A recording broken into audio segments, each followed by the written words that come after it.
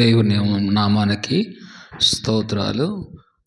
యూట్యూబ్లో చూస్తున్న ప్రతి ఒక్కరికి ప్రభువైన యేసుక్రీస్తు నామంలో వందనాలు చెల్లిస్తున్నాను. ఈ సమయంలో దేవుని యొక్క వాక్యంలోకి మనం వెళ్దాం.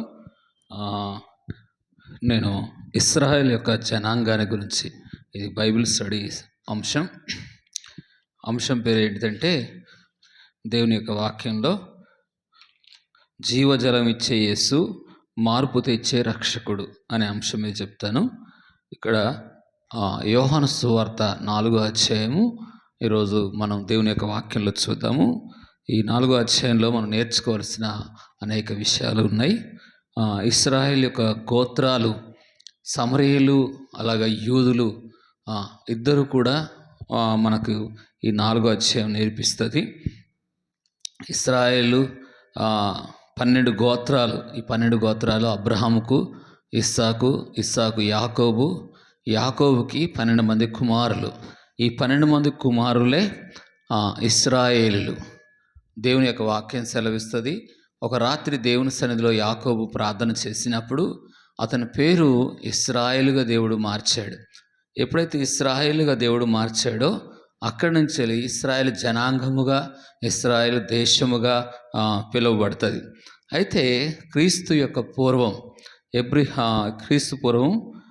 దేవుని యొక్క వాక్యం సెలవిస్తూ మొదటి రాజుల గ్రంథం 16:24 వచనంలో మనం చూస్తే ఒక వాక్యం మీకు చూపిస్తాను. మొదటి రాజుల గ్రంథం 16వ అధ్యాయము 24వ వచనంలో 24, 25 వచనాల్లో కూడా మనం చూస్తాము.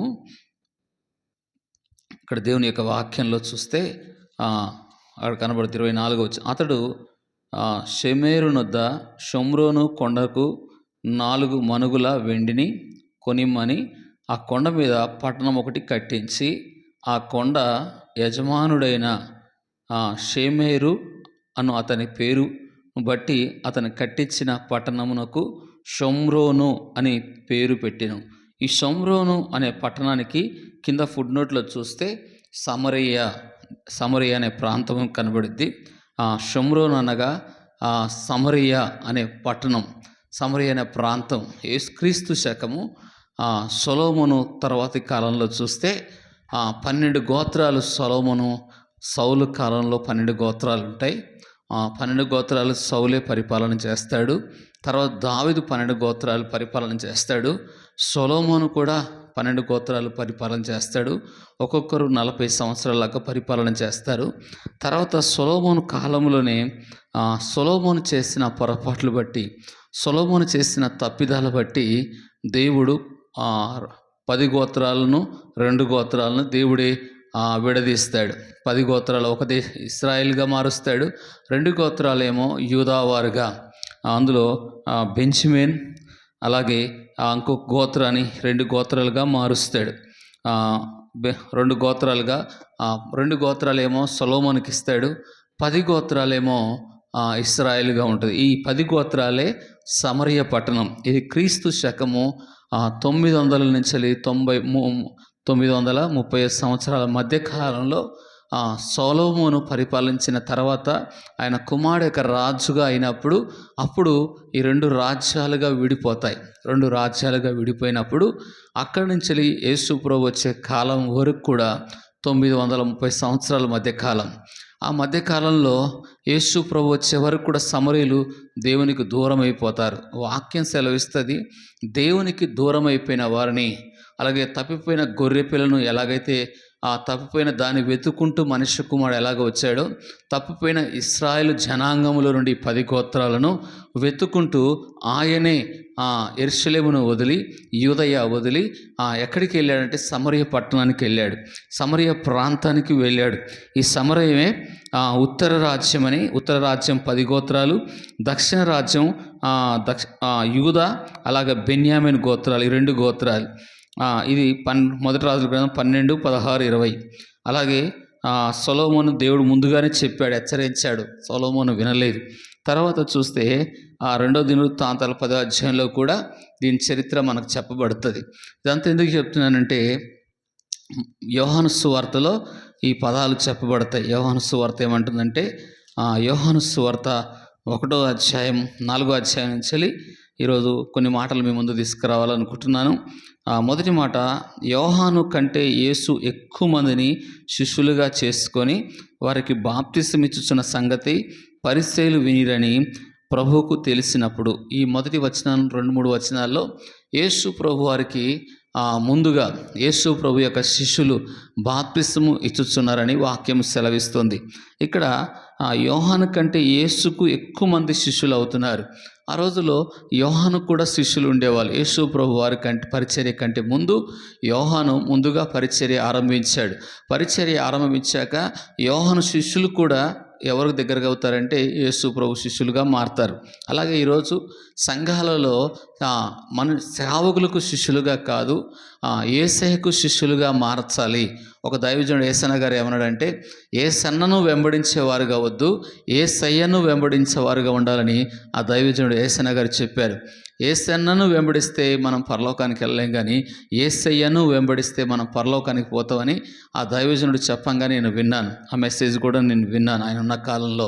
అంటే ఈరోజు సేవకులు కొద్ది కాలం ఉంటారు, కానీ దేవుడు యుగ యుగాలకు ఉంటాడు. ఆయన మనం వెంబడించేవారంగా.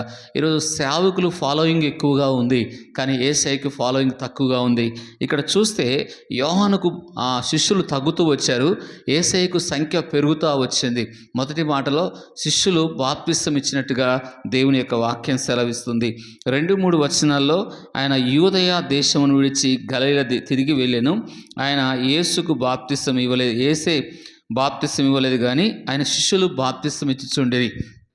ఇక్కడ యజమానుడు చెప్పినట్టుగా పనివారు సేవకులు దేవుని మాట వినాలి.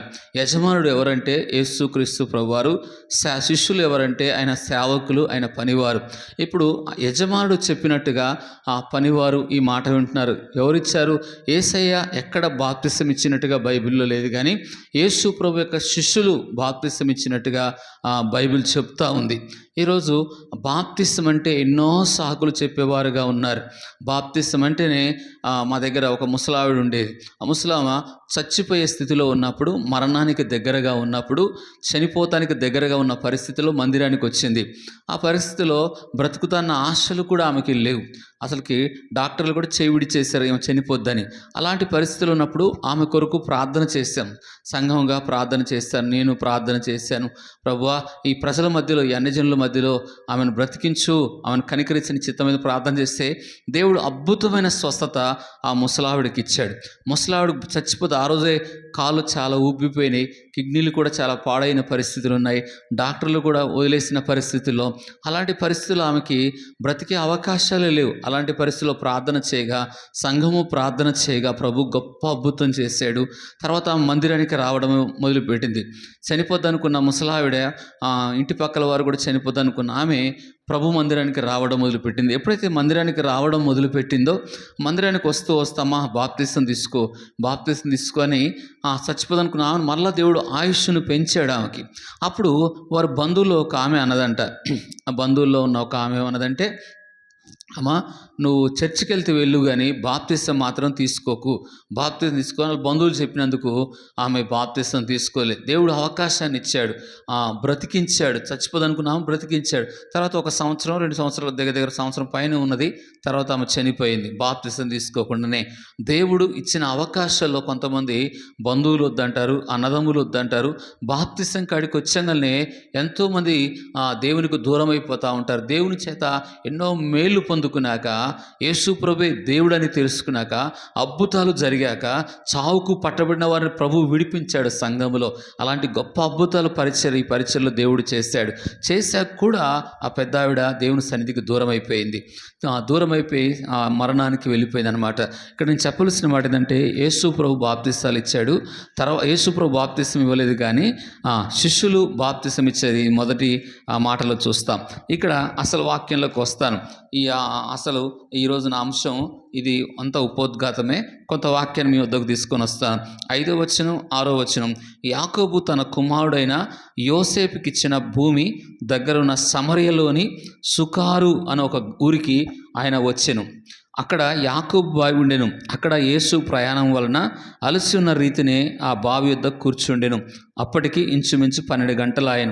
ఇక్కడ ఈ 5-6 వచనాల్లో ఈ సమరయ పట్టణం ఎవరి ప్రాంతంలో ఉందంటే, అప్పటికి యాకోబు ఉన్న కాలంలో యాకోబు తన కుమారుడైన యోసేపుకి ఈ స్థలం ఇచ్చాడు, ఈ ప్రాంతం భూమి ఇచ్చాడు. ఆ బావి ఎవరిదంటే యాకోబు మోసగాడు. కానీ మోసగాడు ఇశ్రాయేలుగా మారాక ఆ భూమి అంతా కూడా ఇశ్రాయేలు జనాంగముదే. ఆ 10 గోత్రాలు కూడా ఎవరు వారంటే ఇశ్రాయేలు జనాంగం వారే. ఇప్పుడు తప్పిపోయిన ఇశ్రాయేలు ఆ మార్గంలో ఇక్కడ ఈ వాక్యం సెలవిస్తుంది. 4వ వచనం అంటాడు, ఆయన సమరయ మార్గమున వెళ్ళవలసి వచ్చెను. అప్పటికి యూదులు సమరయులు ఏమాత్రం కూడా యూదులు సమరయ మార్గానికి వెళ్ళరు. ఎందుకంటే వారు సంకరజాతి గలవారని, అక్రమ సంబంధాలు వరుసవాయులు లేకుండా జీవిస్తున్నారని. సమరయులు అంటే చాలా అసహించుకునేవాళ్ళు. సమరయులు అంటే చాలా పట్టించుకునేవారు. యూదులు చాలా దేవుడికి విరోధంగా జీవించేవారు ఎవరంటే సమరయులు. ఇప్పుడు మొదటగా ఆయన పరిచర్య ఎక్కడ ఆరంభించాడు, సువార్త ఎక్కడ ఆరంభించాడంటే సమరయ పట్టణంలోనే ఆరంభించాడు. ఎక్కడ తృణీకరించబడుతుందో, ఎక్కడ అవమానపరచబడుతుందో, ఎక్కడ ప్రజలు తక్కువ చేయబడ్డారో అదే స్థలములో యేసు ప్రభు పరిచర్య ఆరంభమైంది. తక్కువ చేయబడిన ప్రజల మధ్యలో, పాపములో ఉన్న ప్రజల మధ్యలో, అలాగే వర్షవాయువు లేకుండా జీవిస్తున్న వారి మధ్యలో అక్కడ యేసు ప్రభు పరిచయం స్టార్ట్ చేశాడు. ఇక్కడ మనం నేర్చుకోవాల్సింది ఆ బావి, ఆ ఊరు ఎవరిదంటే యాకోబుది. అందుకే ఇందాక చెప్పాను, ఇది ఇశ్రాయేలు 12 గోత్రాల్లో 10 గోత్రాలు ఈ సమరీయులు అని ముందుగానే మీకు ఉపోద్ఘాతం తెలియజేశాను. తర్వాత మనం చూస్తే ఆ బావి దగ్గర యేసు ప్రభు అలసిపోయి ఉండెను. యేసు దేవుని యొక్క వాక్యం సెలవిస్తుంది, ఆయన సంపూర్ణమైన మానవుడు. ఆయన కూడా శరీరంతో పనిచేసినప్పుడు, ఎంతో దూరం ప్రయాణం చేసినప్పుడు ఒక్క ఆత్మ కొరకు చాలా దినాలు, చాలా గంటలు ప్రయాణం చేసి నడిచి సమరయ ప్రాంతానికి వెళ్ళాడు. ఆయన చాలా అలసిపోయి ఉన్నాడు. ఆ రోజుల్లో నడకలు ఉండేవి కాబట్టి చాలా దూరం నడిచి వెళ్ళేవాడు. కాబట్టి ఒక్క ఆమె కొరకు ఈరోజు సేవకులు చూస్తే మేము 100-1000 మంది ఉంటే 1000 మంది ఉంటేనే మేము ఆ కూడికి వస్తామని చెప్పేవాళ్ళు ఉన్నారు, సేవకులు ఎంతోమంది. కానీ యేసు ప్రభు వారు ఒక్క ఆమె కోసం ఆ ఊరికి ఎంతో దూరం ప్రయాణం చేసి ఒక్క ఆత్మ కొరకు ఆ సమరయ పట్టణం యూదులు అసలు వెళ్ళని ప్రాంతం అది.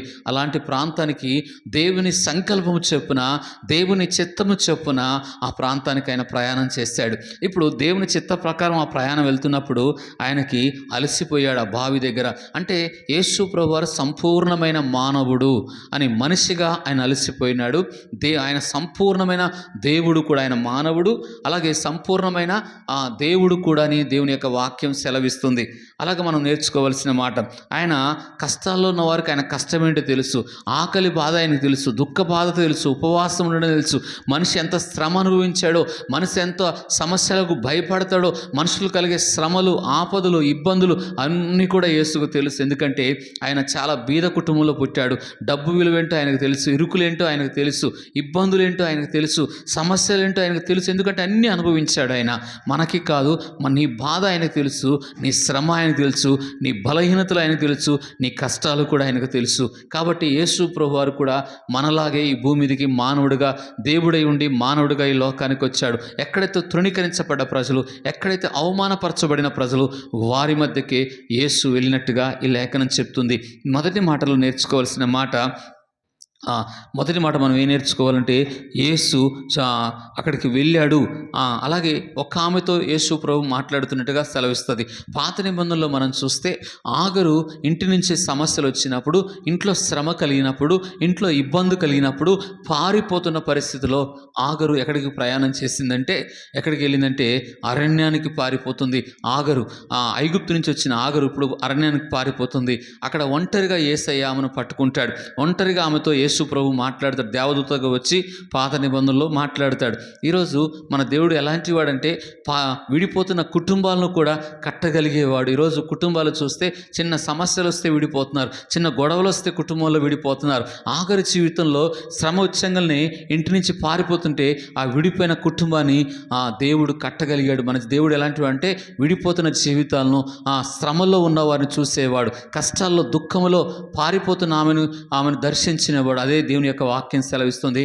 ఒంటరిగా వెళ్తున్న మరి ఎవరిని చూశాడంటే ఆగరును. అలాగే పాత నిబంధనలో ఏలియా సొమ్మసిల్లిపోయాడు, నిరుత్సాహంలో ఉన్నాడు, నిరాశలో ఉన్నాడు, కృంగిపోయి ఒంటరిగా నా బ్రతుకు చాలు అనుకున్న పరిస్థితుల్లో ఏలియా ఉన్నప్పుడు ఏలియా దగ్గర కూడా దేవదూతగా యేసు ప్రభు వచ్చాడు. పాత నిబంధనలు మనం చూడగలుగుతాం. అలాగే ఈ సమరయ స్త్రీ దగ్గరికి, ఒక్క ఆమె దగ్గరికి యేసు వచ్చి ఆమెతో మాట్లాడడం మొదలు పెడతాడు. మొదటి మాటలో సంఘం వెలుపల ఉన్న వారిని కూడా దేవుడు వెతుకుతాడు. సంఘంలో దేవునికి దూరమైన ప్రజలు, ఇశ్రాయేలు జనాంగం నుంచి వీళ్ళు వేరైన ప్రజలు 10 గోత్రాలు, వారు కూడా వెళ్ళిపోయి ఉన్న వారిని కూడా, తప్పిపోయిన గొర్రెలను వెతికినట్లుగా మనం పట్టించుకున్న వారిని కూడా యేసయ్య పట్టించుకుంటాడు. ఈరోజు నీ కుటుంబం నిన్ను పట్టించుకోకపోవచ్చు, నీ బిడ్డలు నిన్ను పట్టించుకోకపోవచ్చు, బంధువులు నిన్ను పట్టించుకోకపోవచ్చు, అన్నదమ్ములు పట్టించుకోకపోవచ్చు, నా అన్నవారు నిన్ను పట్టించుకోకపోవచ్చు, కానీ ఈ సమరయ స్త్రీని యేసయ్య పట్టించుకొని ఆమె ఒంటరి జీవితాన్ని దగ్గరికి యేసు మాట్లాడుతున్నట్టుగా లేఖనం సెలవిస్తుంది. ఈరోజు నీ జీవితంలో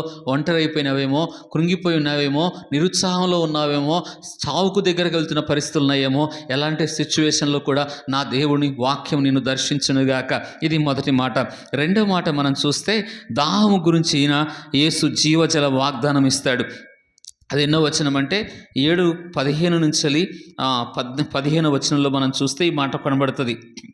అక్కడ చూడండి, ఆమె నీళ్ళ గురించి అడుగుతూ ఉంటుంది. అయ్యా, నీళ్ళ గురించి మాట్లాడుతూ ఉంటుంది. ఆ స్త్రీ ఆయన చూసి, అయ్యా, నేను దప్పికొనకున్నట్లు, చేదుకొనుటకు ఇంత దూరం రాకున్నట్లు ఆ నీళ్లు నాకు దయచేయమని అడగగా, యేసు నువ్వు వెళ్ళి నీ పెనివిటిని పిలుచుకొని ఇక్కడికి రమ్మని చెప్పాను. ఇక్కడ చూడండి, ఆమె శరీర సంబంధమైన అవసరాల కొరకు అడుగుతూ ఉంటుంది. నాకు నీళ్ళు ఇస్తే చాలు, ఇంత దూరం నేను రాలేకపోతున్నాను, ఎందుకంటే ఆ ఊరు వారు ఆమెని ఎవరు ప్రేమించరు, ఆ ఊరు వారు ఎవరు ఆమెను పట్టించుకోరు, ఎందుకంటే ఆమె జీవితం, ఆ క్యారెక్టర్ అసలు బాగుండదు, ఎవరు ఆమెను ఇష్టపడరు, అంత పాపములో ఉన్న జీవితం. ఒకరోజు కరీంనగర్ డిస్టిక్లో ఒక సేవకుడు సాక్ష్యం చెప్పగా నేను విన్నాను. ఆ సేవకుడు ఏంటంటే, ఆ ఊరు కొత్తగా సేవ ప్రాంతానికి వెళ్ళినప్పుడు ఆ ఊరిలో ఒక ఆమె అందరి చేత వెలివేయబడింది. ఎందుకంటే ఆ స్త్రీ చాలా భయంకరమైన పాపములో ఉందంట, పాపపు జీవితంలో ఉందంట. ఆ ఊరు వారు అందరూ ఆమెను వెలివేస్తారంట, ఎవరు ఆమెతో మాట్లాడదు, అంత పాపములో ఉంది, అంత అపవిత్రతలో ఉంది, అనేక జీవితాలను పాడు చేస్తుంది, ఎవరు ఆమెతో మాట్లాడదని ఒక కండిషన్ ఆ గ్రామంలో పెట్టేస్తారంట. యేసు ప్రభు వారి దగ్గర ఆ సేవకుడు పలానా ఊరు, పలానా ప్రాంతం, ఆమె పేరు కూడా ప్రభు చెప్పాడంట. ఎప్పుడైతే ఆ ప్రభు ఆమె పేరు చెప్పాడో అక్కడ ఆమె పేరు తెలుసుకుని, ఆ ఊరిలో ఇక్కడ పలానా పేరు నన్ను అడిగితే ఆ పేరు కూడా ఉందయ్యా ఒక ఆమె అని చెప్పి, ఆ ఊరు ఆమె చాలా చెడ్డదయ్యా, చాలా పాపాత్మురాలు అన్నప్పుడు ఆమెని వెతుకుంటూ ఆ సేవకుడి దగ్గరికి వచ్చినప్పుడు, అయ్యా అమ్మా, నేను యేసు ప్రభు నీ పేరు నాకు చెప్పాడమ్మా, ఏంటి నీ పరిస్థితి అంటే, అయ్యా, ఈ ఊరంతా నన్ను ద్వేషిస్తారు, ఈ ఊరంతా కూడా నన్ను బాధ పెడతారు, ఈ ఊరంతా కూడా నన్ను తృణీకరిస్తారయ్యా, అలాంటి చెడ్డదనే నన్ను యేసయ్య ప్రేమిస్తున్నాడా, అలాంటి పాపములో ఉన్న నన్ను యేసయ్య ప్రేమిస్తున్నాడా అని ఆ యేసయ్య ప్రేమను తలుసుకొని, ఆ యేసయ్య దయను తలుసుకొని ఆ యేసు ప్రభు రక్షకుడుగాను ఒప్పుకున్నప్పుడు ఆ గ్రామంలో సంఘం కట్టబడింది, పరిచర్య ఆ ప్రాంతంలో ఈరోజు కూడా సేవ జరుగుతుంది. ఇది రెండవ మాట. సమరయ స్త్రీ, ఈ స్త్రీ పేరు బైబిల్లో రాయబడలేదు, కానీ కాబట్టి ఆమె జీవితం నీళ్ళ కోసం, అవసరం కోసం అడిగింది. కానీ ప్రభు అంటాడు, నేనిచ్చే నీళ్లు త్రాగితే నువ్వు దప్పికొనవు అంటాడు. ఈ నీళ్లు ఎవరంటే పరిశుద్ధాత్మ గురించి. మూడో మాట, పాపమును చూపించే ప్రేమగల తండ్రి. ఈ మూడో మాటలో మనం చూస్తే పాపాన్ని చూపించే ప్రేమగల తండ్రిగా కనబడతాడు. అప్పుడు ప్రభు ఈ వాక్యం చూడండి, 4వ అధ్యాయం 16-17 వచనంలో, యేసు నువ్వు వెళ్ళి నీ పెనిమిటిని పిలిపించుకొని ఇక్కడికి రమ్మని ఆమెతో చెప్పిన ఆ స్త్రీ, నాకు పెనిమిటి లేడని యేసుతో ఆమె చెప్పగా, ఆ మాట నిజమే అమ్మ అని చెప్తాడు. ఇక్కడ మనం నేర్చుకోవాల్సిన మాట, కింద మాటలు అంటాడు. చూడండి, 19 అప్పుడు 18 వచనంలో చూస్తే, పెనిమిటి లేడనగా యేసు ఆమెతో, నాకు పెనిమిటి లేడని నువ్వు చెప్పిన మాట సరియే, నీకు 5 పెనిమిటిలు ఉండిరి, ఇప్పుడు ఉన్నవాడు నీ పెనిమిటి కాడు, సత్యమే చెప్తివా నేను. అప్పుడు స్త్రీ, అయ్యా, నువ్వు ప్రవక్తవని గ్రహించుచున్నాను. ఈరోజు ప్రవక్తలంతా ఎంత భయంకరంగా ప్రవక్తలు ఉంటున్నారంటే, ఈ రోజుల్లో అబద్ధాన్ని నిజముగా అబద్ధాన్ని చెప్పే ప్రవక్తలు చాలామంది ఈ రోజుల్లో సేవకులు ఉన్నారు మన దేశంలో. నిజం చెప్పాలంటే ఈరోజు అబద్ధ ప్రవక్తలు ఎక్కువగా లోకంలో కనబడుతున్నారు. దేవుని ప్రజలను మోసం చేస్తున్న ప్రవక్తలు కూడా కనబడుతున్నారు.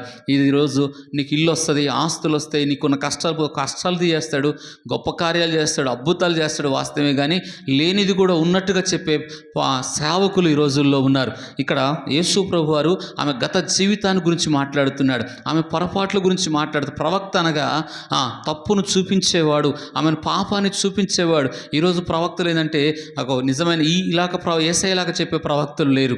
కానీ యేసయ్య ఆమె గత జీవితాన్ని గురించి మాట్లాడుతున్నాడు, ఆమె గత పొరపాట్ల గురించి మాట్లాడుతున్నాడు, ఆమె గతంలో చేసిన ప్రతి పాపము గురించి. 5 భర్తలు ఉన్నారమ్మా, ఉన్నవాడు కూడా నీవాడు కదని ఆమె పాపాలు ఆమెను అవమానపరచక ఆమె తప్పిదాలు చూపిస్తున్నప్పుడు, అయ్యా నువ్వు నిజంగా ప్రవక్తవయ్యా అని దేవుని నామని ఎంతగానో సంతోషించి ఆమె ఒప్పుకుంది. నాకు నిజమయ్యా 5 భర్తలు ఉన్నారు, ఉన్నవాడు కూడా నావాడు కదా, నిజం ఒప్పుకుంది. ఆమె ప్రవక్తని గ్రహించింది. ఈరోజు ప్రవక్తలు అంతా మోసం చేసే ప్రవక్తలు ఎక్కువ ఉన్నారు. వాస్తవానికి ప్రవక్తలు అనేవారు ఉన్నారు, నేను కూడా నమ్ముతాను, ప్రవచన వరం కూడా ఉందని నమ్ముతాను. కానీ ఇప్పుడు చెప్పే ప్రవక్తలు చాలా వరకు అబద్ధం చెప్పే ప్రవక్తలు ఎక్కువగా ఉన్నారు. వాక్యం సెలవిస్తుంది. పాత నిబంధనలో మనం చూస్తే దావీదు పాపం చేసినప్పుడు పొరుగువాని భార్యను తెచ్చుకున్నప్పుడు ఆ పొరుగువాని భార్య విషయంలో దావీదు పాపం చేసి సంవత్సరం దాచుకుంటాడు.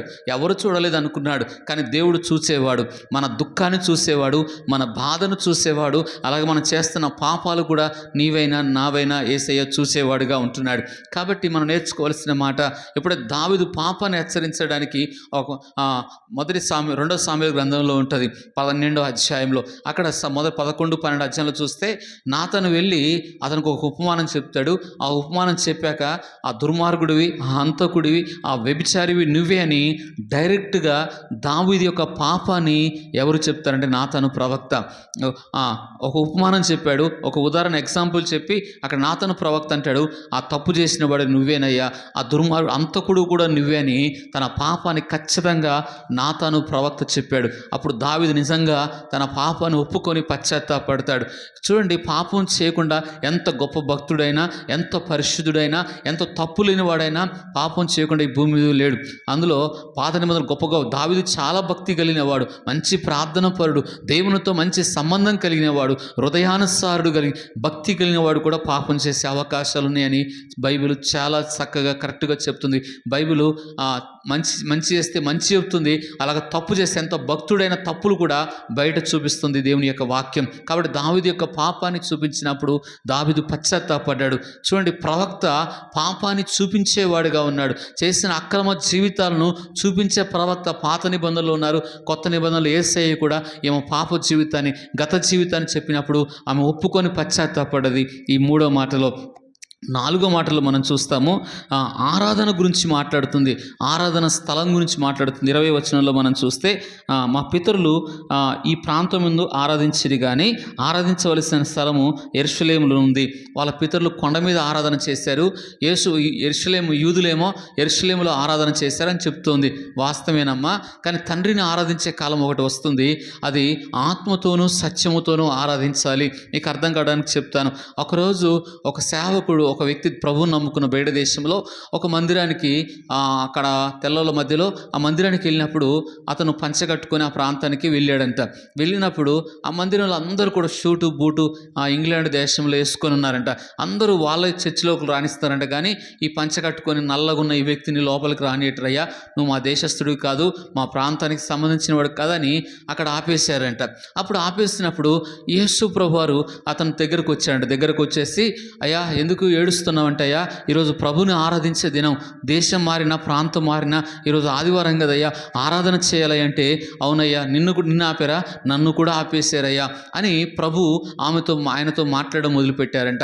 ఇప్పుడు ఆ చెట్టు కింద బాగా ఏడుస్తున్నట్టు, అయ్యో ఈరోజు నన్ను ఆరాధనలకు చేయనీయకుండా చేశారే, లోపలికి వెళ్ళనీయకుండా చేశారని ఆ చెట్టు కింద ఆయన ఆరాధన చేస్తుంటే ఆ చెట్టు కాడికి యేసు ప్రభు వచ్చి, అయ్యా నన్ను కూడా రానిలేదని చెప్పినప్పుడు, అయ్యా నువ్వు ఒక రూమ్ కిరాయికి తీసుకో, ఆ రూమ్ కిరాయికి తీసుకున్నప్పుడు ఆ రూమ్లో నువ్వు ప్రార్థన స్టార్ట్ చేయి, నేను అక్కడికి వస్తా, నువ్వు చిన్న స్థలమా చెట్టా ఎక్కడికైనా నేను వస్తానయ్యా అని ప్రభు చెప్పినప్పుడు ఆ ప్రాంతంలో ఎప్పుడైతే ఈ వ్యక్తి సేవ స్టార్ట్ చేశాడో, అది ఇల్లు చెట్టు కిందైనా యేసు ప్రభు వచ్చాడంటే. మీకు చెప్పవలసిన మాట ఏంటంటే, ఈరోజు పెద్ద పెద్ద మందిరాలు అని ఈరోజు మందిరాలకు ప్రాముఖ్యత ఇస్తున్నారు, కానీ వాక్యం సెలవిస్తుంది స్థలం ముఖ్యం కాదు, మందిరం ముఖ్యం కాదు, కానీ ఏ స్థలంలో హృదయపూర్వకంగా దావీదు అంటాడు, నేను ఎల్లప్పుడూ యెహోవాను ఆరాధిస్తాను, స్థలంతో సంబంధం లేదు, గుడితో సంబంధం లేదు.